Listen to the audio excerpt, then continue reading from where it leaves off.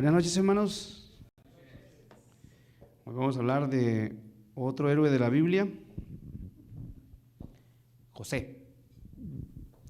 Y está interesante el tema porque es particular la característica de Dios de que a sus hombres que han trabajado en su ministerio los lleva al desierto de su vida. Pero literal, a esto los llevó al desierto. ¿Cuántos kilómetros serían de Canaán a Egipto? ¿Cuánto les gusta? Unos 400, 500 kilómetros más o menos, aprox. Pero era desierto. ¿Sí? Como de aquí a Casas Grandes, o un poquito más allá arriba. Caminarlo. Exacto. Entonces, hermanos, la primera parte de la vida de José es un carrusel de andanazas. Era un niño. Él era el hijo, ustedes saben la historia, no tengo que contársela. Él era el hijo de Raquel y de Jacob. Él era el hijo privilegiado porque era el hijo de la mujer que Jacob amaba. Por lo tanto, era el chiple. Tenía todo. Entonces, él tenía ese cuidado paternal, de tal forma que lo podemos ver. Tenía una túnica de colores. En aquellos años la túnica de colores significaba que era un príncipe. Así que la educación de José era la de un príncipe, porque sabía leer y escribir. Él era un príncipe, pero también era chismoso. Y es que esa es la parte que tenemos que analizar. Mire, si hoy tú y yo estamos bajo fuego, es porque algo grande nos espera, porque Dios ocupa ciertas vicisitudes o problemas que nos encontremos en la vida para coadyuvar a nuestra vida espiritual a crecer, a hacernos fuerte. ¿Sí? Las vacunas que le ponen a los niños, ¿qué son? Son pequeñas cantidades, no soy médico, pero mi esposa sí, son pequeñas cantidades del virus para hacerlo fuerte. Entonces, entramos en esa parte, hermanos. Quiero resumir el tema en esta noche, en esta parte. El único que conoce el futuro de nosotros es Dios. El único que sabe lo que me conviene en 20 años es Dios. Por eso, yo no sé lo que va a pasar en 20 años, pero Él tiene que trabajar desde ahorita, ir moldeando mi carácter para que cuando yo tenga 60 años, pueda cumplir la obra que Él me ha encomendado. Entramos a la historia. José era un muchacho, aproximadamente como de entre 14 y 17 años. Él no trabajaba en el campo. El muchacho tenía manos de seda de gusano. No sabía agarrar el arado porque él aprendía egipcio, arameo y todos los no sé qué más lenguajes. Sabía de temas de contabilidad, de negocios de la casa. Él sabía administrar los negocios de la casa, pero él era el que, oye papá, se comieron una oveja. Oye papá, y mis hermanos están en total haciendo cosas que no sé. Oye papá, y mis hermanos se van con las mujeres. Y empezaba, o sea, José era el niño que casi nadie quiere. ¿Sí? Es como el que está en la escuela y ¿quién trajo la tarea? Y nadie, y yo profe, yo la traje. Así era José. Y con esa educación que tenía para lo que posteriormente tenía que hacer, no tenía la capacidad.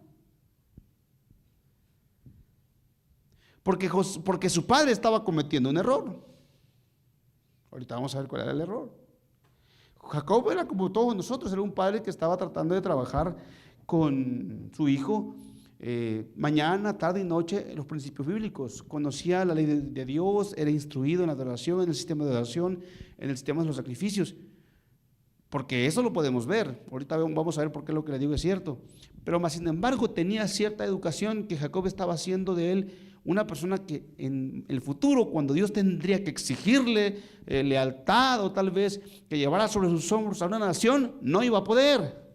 Porque ese carácter petulante que tenía José no era el correcto para estar enfrente de una nación.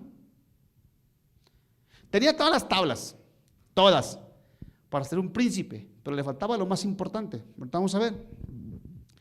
Dice, en la segunda slide dice, parecía que iba en caída libre, sin embargo, para hacer justicia en la narración bíblica, todo tuvo su tiempo y su razón. Y aquí empieza la historia.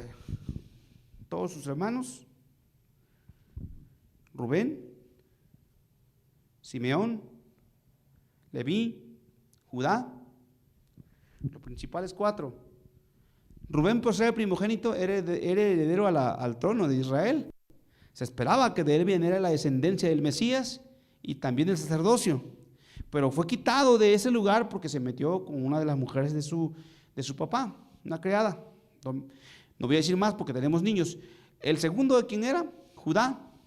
Judá fue quitado era Simeón y era Leví.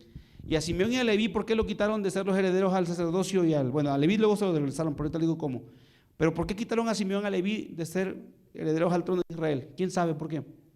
¿Mande? Correcto, hermano. Eran sanguinarios y los quitó el Señor. Entonces quedaba Judá. Si notamos, quedaba Judá.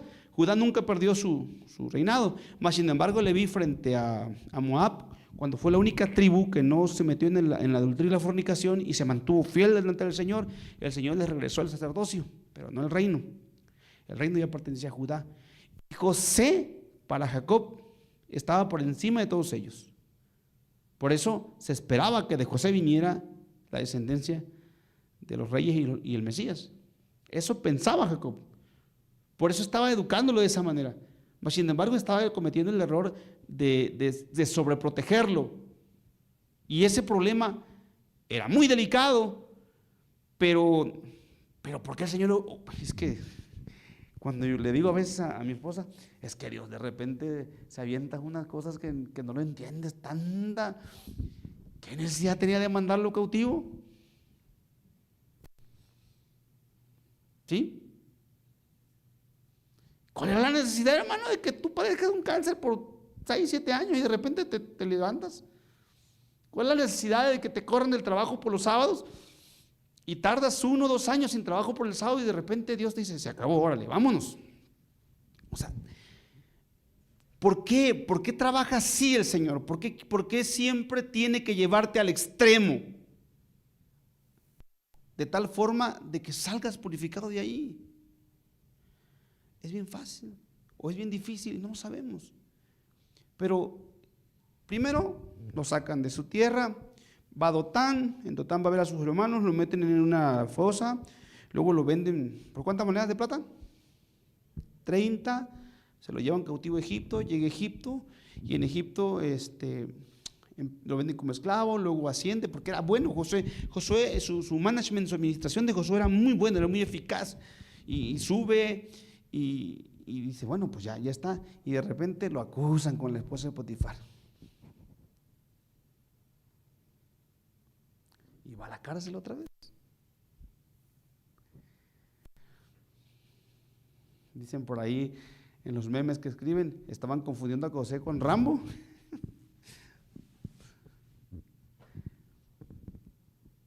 O sea, Dios es extremo, hermanos.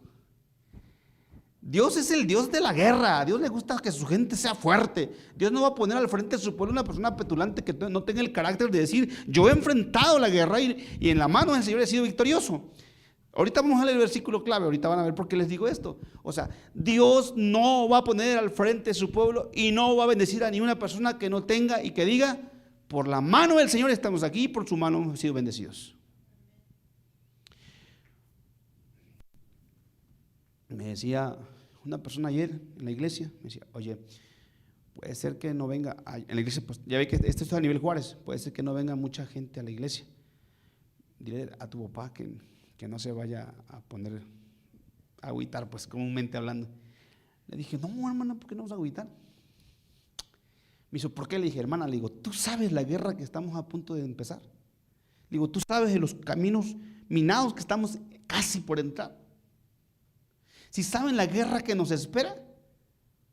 Me dijo, sí. Le digo, entonces, ¿qué te preocupas? Si corriste con los de a pie y te cansaste, ¿cómo contenderás con los de a caballo? Y si en tiempos de paz no pudiste, ¿cómo vas a poder entrar a las espesuras del Jordán? Hermanos, ese es el plan de Dios. Llevarnos al extremo, estresarnos de tal forma que donde vayamos siempre seamos victoriosos en su nombre. José estaba brillando, claro, brillaba en su familia. Lo llevan a Egipto, claro, brillaba, hermanos. Él ordenó todo el sistema de economía de Potifar, pero de repente el enemigo vuelve otra vez a existir y el Señor dice, como quieras, este es mi héroe, dale. Y se va a la cárcel. Y en la cárcel vuelve a brillar, porque ese era el estigma, era la característica de José. Vuelve a salir, vuelve a brillar y se hace administrador de la cárcel. Si sabían eso, porque ustedes estudian. Pero hermano, 17 años para que el Señor transmitiera su voluntad a José. Y nosotros por 6 meses sin trabajo por el sábado nos quejamos. ¿Quién de nosotros ha estado en la cárcel? ¿Nadie? Era como ayer les decía a ustedes, no nos ha ido tan mal. Para empezar, no tenemos un amante como Abraham. Se escucha feo, pero es la realidad. Abraham tenía un amante. Un día me regañaron en la Mariano, porque ahí crecí en la Unión Escobedo, y el hermano que estaba ahí, no voy a decir el apellido porque lo deben de conocer, digo, hermano, pero es la realidad, era su amante. ¿Cómo le llaman a la segunda frente? Pues sí. El viejito era intenso, Abraham era intenso, no era el padre de la fe, no era el hombre que el Señor le dijo, Abraham es mi amigo. No, no lo era todavía. Para que el Señor hubiera dicho que Abraham era su amigo, pasaron muchas cosas. Igual con José. Si José se hubiera equivocado, fíjense bien, hay 2 hombres en la historia sagrada que no se les registra pecado. ¿Quiénes son? No, Samuel sí, porque sus hijos dicen que hacían lo malo. Bueno, ese está en el cielo. ¿Quién sabe? Elías estaba más loco que nosotros. Elías estaba más loco que una cabra montés. Elías era de... No, José. No hay indicio. A ver, ¿cómo creen que estaba la esposa de Potifar? Correcto, hermano. Sí, a lo mejor más bonita que Cleopatra. Y a José ni tan siquiera se le salieron los ojos. O sea, veamos la educación. Por eso yo les digo a ustedes, la educación que los padres... Miren, aquí hay una parte que quiero leerla, nada más que déjenme que aquí lo termine. Cuando José estaba... Es que es bien sencillo, hermanos, miren. Nosotros muchas veces tendemos a ser contagiados por las circunstancias que nos rodean. Los que fuimos jóvenes en su momento, ya no somos jóvenes, es la realidad, ya le pegamos a los 40 años, ya estamos recorridos. Estamos en un medio en la que el medio te contagia. Yo le he dicho, Señor, ya me trajiste cautivo, me vendiste como esclavo, pues que se haga tu voluntad. Estamos viendo, hermanos, porque es la realidad. O sea, ¿cómo? No va a hablar de Daniel esta semana, pero era lo mismo. ¿Cómo esperaba que Daniel, habiendo caminado casi 800 kilómetros por el desierto, encadenado como esclavo, y llegan a la corte del rey y le dice, oye, ¿qué quieres comer? ¿Qué te voy a estar haciendo fiel, Señor? Ya me trajiste por el desierto, mataste a mi padre, sacrificaste a mi nación, y ahora quieres que yo te demuestre fidelidad en tiempos de guerra. No. Y José tenía la misma facilidad de respuesta y decía, Señor, pues es tu culpa, tú me trajiste, me sacaste de mi estatus de confort, me trajiste de una ciudad que yo no conozco, que era la potencia máxima en esos años, que estaba perdido el sistema de adoración en Egipto. Habían más de 10 dioses principales, son las 10 plagas, cada plaga era una deidad pagana. Pero no, hermanos, él decide, eso significaba que traía buena cuna,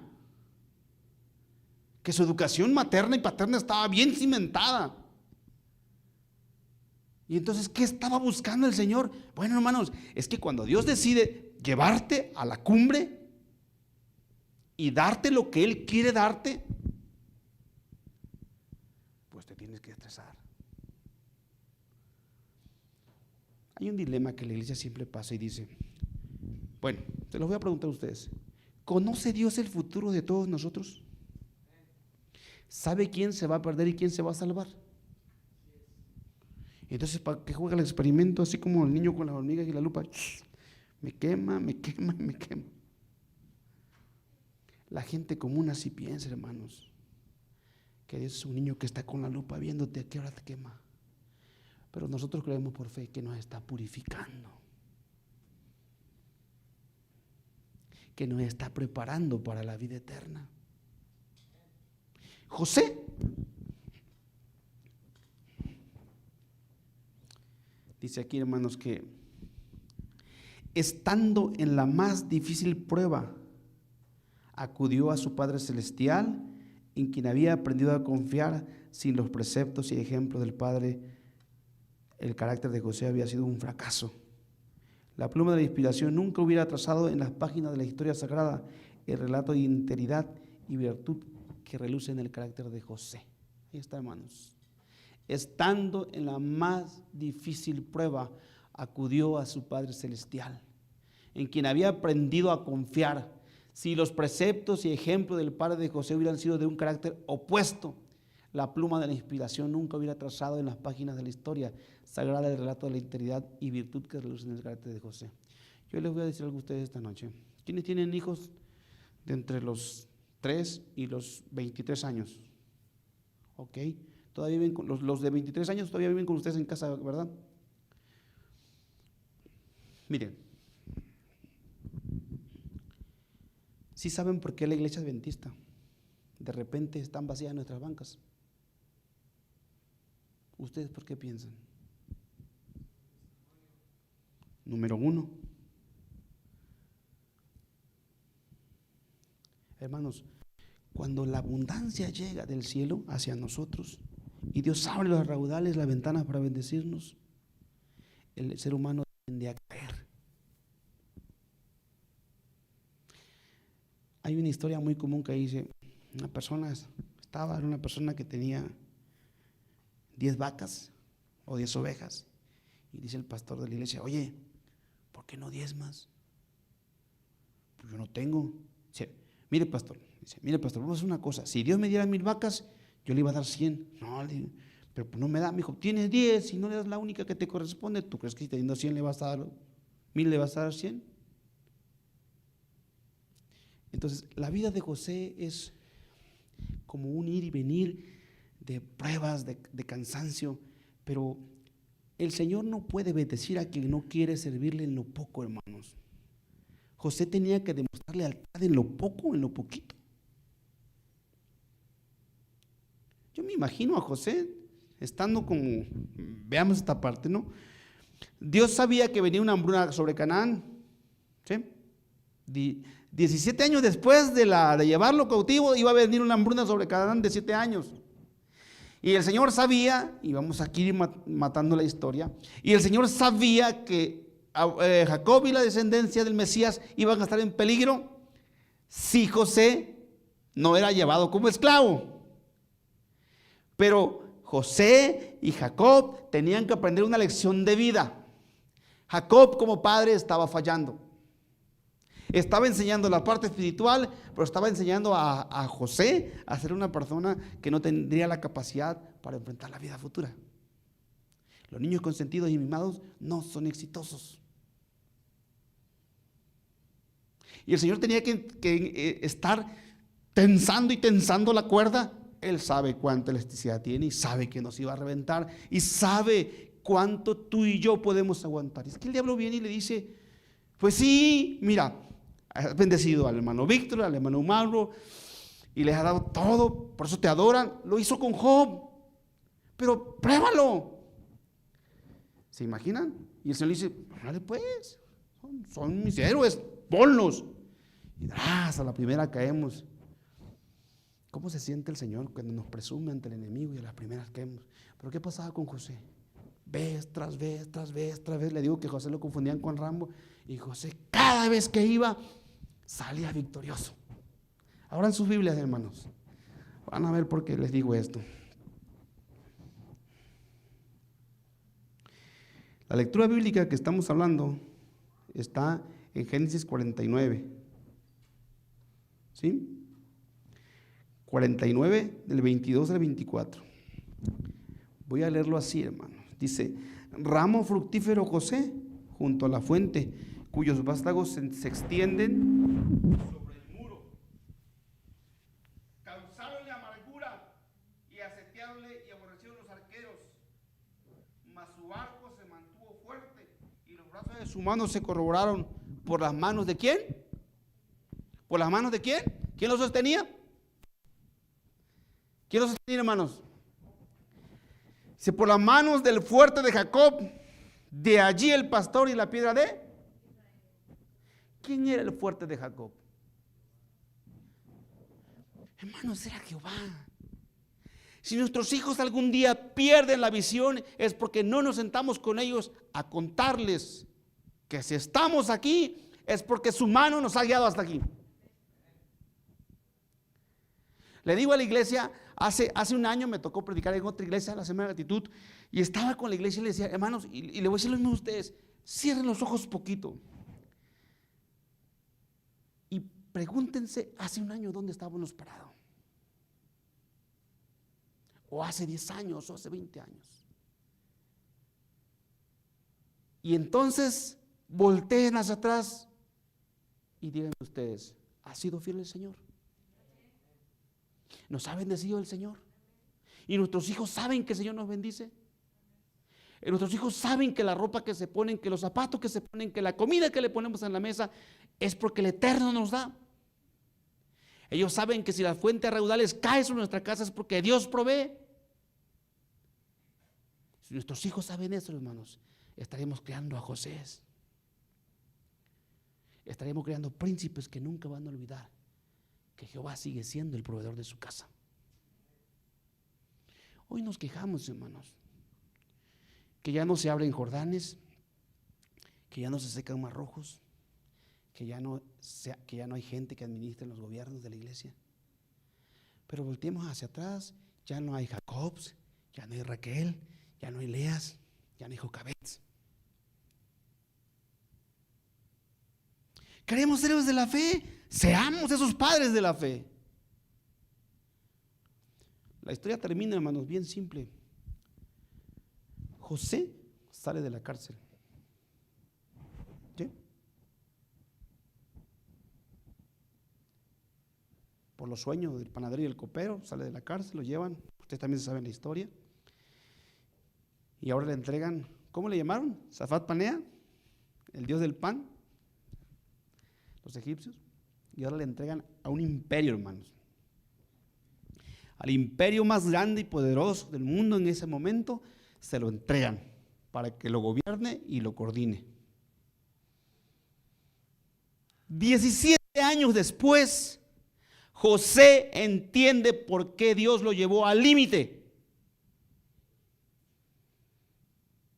Pero es lo que les decía ayer, es que yo soy, sí, ¿por qué, Señor? ¿Y por qué? ¿Pero por qué a mí? No, ¿para qué, Señor? ¿Qué planes tienes a futuro? ¿Cuál es tu objetivo con mi vida, con mi familia, con mis hijos, con mi sistema de adoración? ¿En dónde está podrido? ¿Qué debo cambiar? ¿Qué debo caminar? Ese es el sistema. Todos los que estamos aquí tenemos historias que contar de cómo Dios nos ha bendecido. Vamos cerrando. Nosotros somos los herederos de la promesa de los judíos, hebreos, israelitas, como quieran decir. En el sistema hebreo, el sistema de adoración es el siguiente. Cuando una pareja se casa, investíguenlo si quieren, lo van a ver. Si son agricultores y son 100 familias que van a la boda, le entregan a esa pareja una vaca por familia. Así que cuando la persona está recién casada y arranca, no arranca de cero, o no inicia de cero, inicia con 100 vacas. ¿Ya? Eso es proteger el círculo familiar, Ese es el sistema de adoración judío, lo siguen protegiendo. El matrimonio es lo más sagrado que ellos tienen.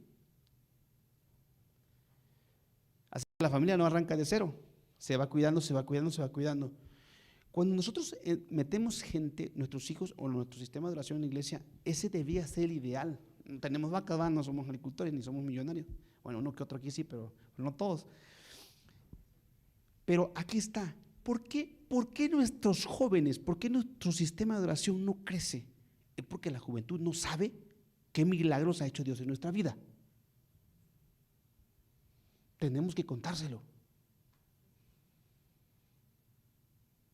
Todas. Los campamentos que Dios ha hecho, los milagros, cómo nos ha cuidado, qué enfermos ha sanado. No tenemos una historia. Nuestras iglesias no tienen una historia de tantos milagros que el Señor ha hecho en su iglesia. Por eso la gente no conoce cómo Dios ha provisto a su casa. Israel sí lo tenía, hermanos. Y eso es lo que tenemos que hacer. Israel, a cada lugar, cuando cruzaron el Jordán, ¿qué fue lo primero que hicieron cuando cruzaron el Jordán? ¿Y para qué eran los altares? Correcto. Y nuestros hijos, pues no le estamos haciendo altares. Y nuestros hijos son todos los que están en la iglesia. Queremos ir a ver iglesias llenas y un montón de gente. Bueno, vamos a hacer altares. Vamos a decirle que aquí hay de todo. Hace muchos años, ¿saben cómo conocí esta iglesia? Se los voy a contar para que vean el trabajo que ustedes han hecho como iglesia, porque son una de las más antiguas de Juárez. Empecé a trabajar a los 19 años, pero trabajaba del lado, o sea, siempre he estado aquí en Juárez, pero me tocaba administrar Reynosa, Nuevo Laredo y Matamoros. De aquel lado me la pasaba casi 15 días y regresaba a Juárez. Íbamos a visitar las empresas maquiladoras, vendíamos productos de rayos X, de sistemas de bobinas, de análisis de circuitos electrónicos, esas cosas. Pero yo estaba en el TEC de Juárez estudiando y mis clases eran los viernes de tarde. Los laboratorios, que me acuerdo en aquellos años, hacíamos amplificadores de potencia y el profe que me daba esa clase siempre daba los laboratorios pues en la noche, eran los viernes. Y un día yo le dije, oiga, ¿sabe qué? Yo no puedo venir el viernes en la noche. Me dijo, ¿por qué trabajas? Le dije, no. Pues yo no le dije, ¿por qué? Clásico, ¿no? ¿Puede darme el día o no? Me dijo, sí, me dijo, vente los viernes, yo aquí te reviso en la mañana y sin problema. Pasó. Y las últimas 3 materias de mi especialidad, antes de titularme, eran 3 materias con él, así que sin problema. Y un día me dijo, oye, ¿te vienes a trabajar conmigo? Le digo, sí, sin tema, me voy. Ese día, hermanos, veníamos de Nuevo Laredo hacia Monterrey manejando. Y me dice, oye, ¿tú por qué no trabajas los sábados? Y le digo, dice, ¿será que es lo que estoy pensando? Fíjense, hermanos, o sea, fijémonos cómo estamos siendo maleducados en esa manera. Nos da vergüenza decir que somos adventistas. Le digo, ¿qué piensa, profe? Me dice, ¿eres sabático, ah? Digo, sí. Digo, ya lo sabía. Le digo, ¿y usted cómo sabe de mi religión? Fíjese el trabajo que ha hecho 2 de abril, hermanos. El trabajo lo ha hecho 2 de abril, fíjense, escuchen la historia. Me dice, yo llegué hace muchos años a Juárez. No sé si ahorita el profe viva, le pedí el rastro, pero yo creo que si vive tendrá como 80 años. Tenía 60 en aquellos años y fue hace 20 años. Dice, yo llegué de 5 años a Juárez, me dijo, yo vengo de la Ciudad de México, bebé, a mi mamá, mi papá nos dejó con 5 hermanos, me dijo. Y llegamos a vivir en una calle que se llama 2 de abril, esta, sin comida, sin techo. Dice, pero allí había una iglesia. Y me dice, ¿todavía está? Le digo, sí, sí está, es una de las más antiguas de Juárez, si no es que la más antigua. Dice, bueno, pues allá había un club. No, él me decía que había, sí hay. Dice, y ese club nos iban a ver a nosotros todos los domingos y nos daban comida para la semana.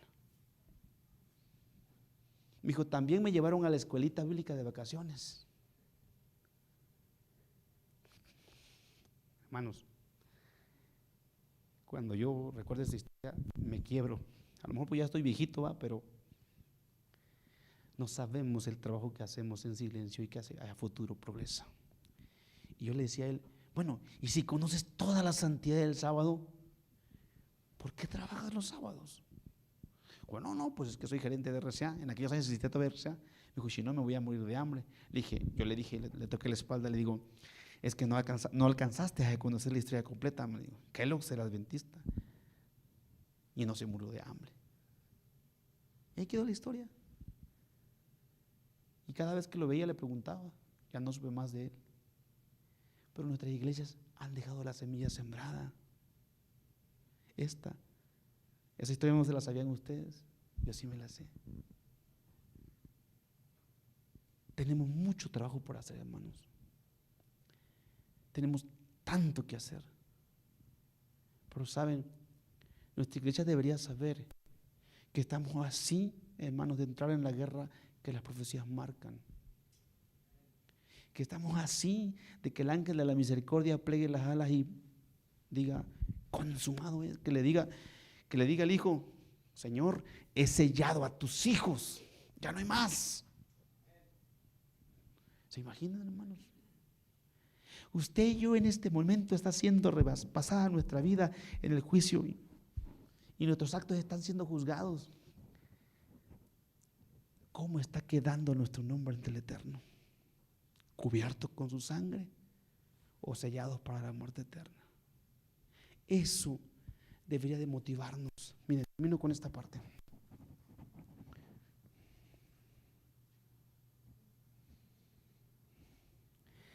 A lo largo de los años, José pudo ver y comprender cómo la mano que creó los mundos guiaba su vida. Como si no hubiera otra criatura en el universo.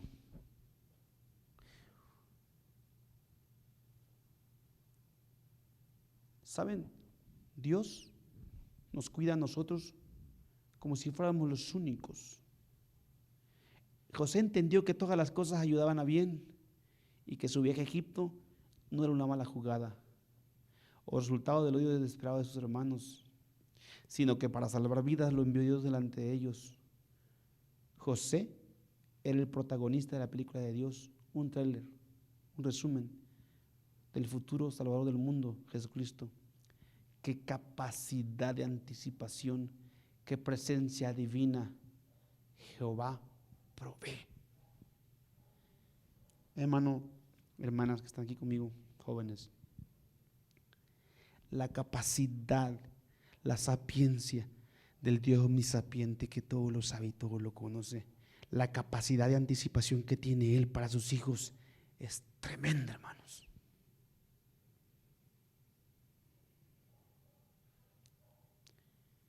A veces le digo a mi esposa que yo prefiero el Antiguo Testamento, porque en el Antiguo Testamento tenemos al Dios de la guerra pendiente de su pueblo siempre, que era capaz de matar a 185,000 asirios en una noche y hacerlos pedazos, tan solo porque le molestaran a sus bebés, a su pueblo.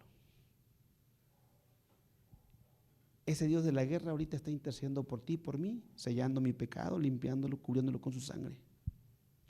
Pero algún día se levantará Miguel el gran príncipe. Ese día, hermanos, se va a poner sobre deshacer todo el pecado que haya hecho en este mundo. Y ese día, según 24 de Apocalipsis, nos van a dar los tronos y nosotros vamos a juzgar a todos los que hicieron y causaron daño a ese pueblo. Pero entendamos esa parte, hermanos. El Dios de nosotros sigue conduciendo a su pueblo a la eternidad.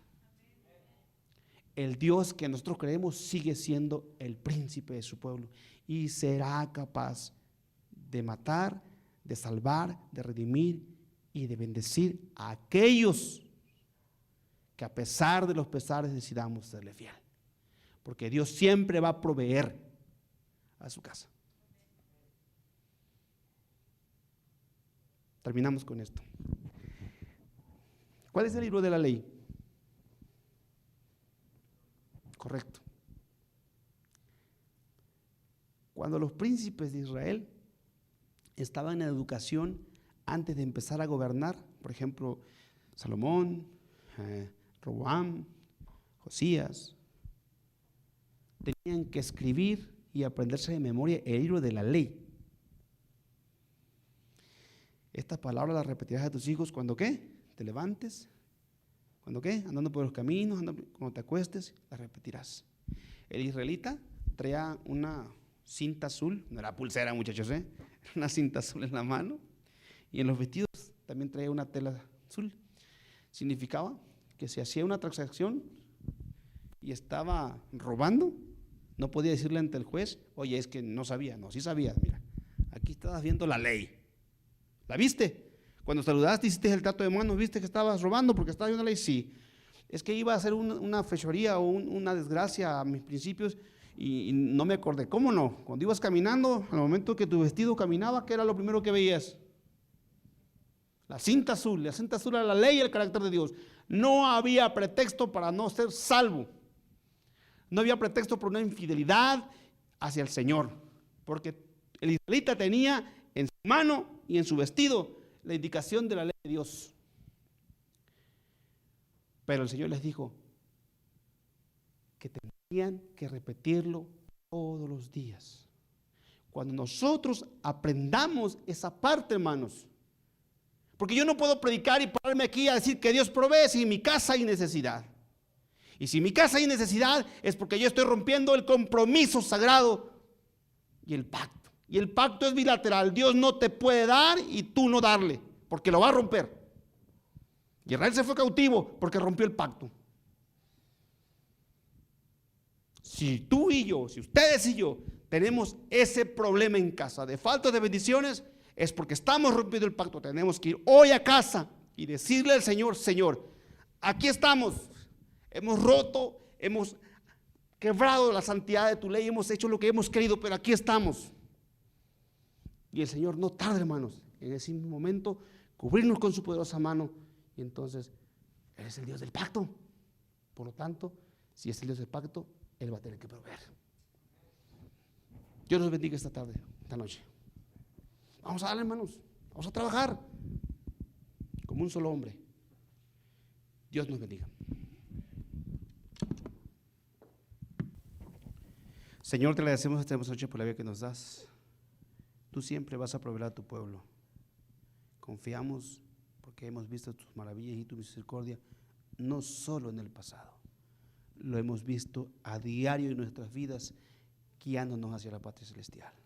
Bendice a cada familia aquí representada, de los que están con nosotros, Señor, y de los que nos escuchan a través de las redes sociales. Que tu poderosa mano haga brillar esta iglesia 2 de abril y que el mundo vea que aún existe Dios en Israel, que sigue protegiendo a su pueblo, Señor. Guíanos hacia ti, derrama tus bendiciones, que la gente diga y pregunte qué pueblo es este, que nunca le hace falta nada, y que la respuesta sea, es un pueblo que siempre teme y honra a su Dios, el Dios del pacto. Danos una buena noche y un buen descanso, en que te lo suplicamos, Señor. Amén.